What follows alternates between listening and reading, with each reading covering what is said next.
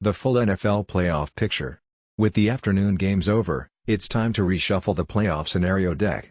The AFC contenders, followed by the NFC contenders, are listed below, along with a description regarding what needs to happen in order to qualify and/or maximizing postseason positioning. The Chiefs have clinched a playoff berth. A win over the Raiders next weekend or a Chargers loss to the Broncos clinches the AFC West. A win over the Raiders also delivers the number 1 seed in the AFC. A loss to the Raiders plus a Chargers win results in the Chiefs landing in the number 5 seed. They've clinched the AFC East for the 10th straight time. A win against the Jets next weekend would give New England its 9th straight first-round bye. A win over the Jets and a Chiefs loss to the Raiders would give the Patriots the number 1 seed. The Texans have clinched a playoff berth, thanks to Pittsburgh's loss to the Saints. The Texans now need a win against the Jaguars and a loss by the Patriots to the Jets to secure a bye. If the Chiefs and the Patriots lose next week, and the Texans win, the Texans would be the number 1 seed.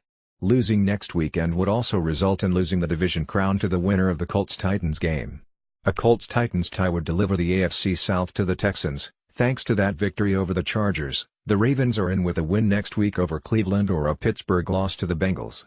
Thanks to the Titans and Colts winning, the Ravens are out with a loss and a Pittsburgh win. The Chargers can still win the AFC West by beating the Broncos in Denver, if the Chiefs lose at home to the Raiders.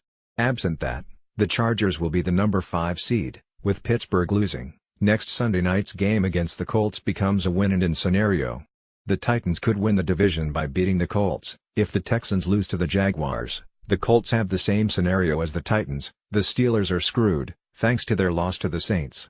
They need to beat the Bengals and root for the Browns to beat the Ravens. If the Steelers win and the Browns and Ravens tie, the Steelers would win the tiebreaker with the Ravens based on a better division record. Their loss to the Jaguars eliminated Miami from playoff consideration. The win over Pittsburgh gives the Saints the number 1 seed. They've won the NFC West, but nothing more yet. They'll secure a first-round bye and the number 2 seed with a win over the 49ers or a Bears loss to the Vikings.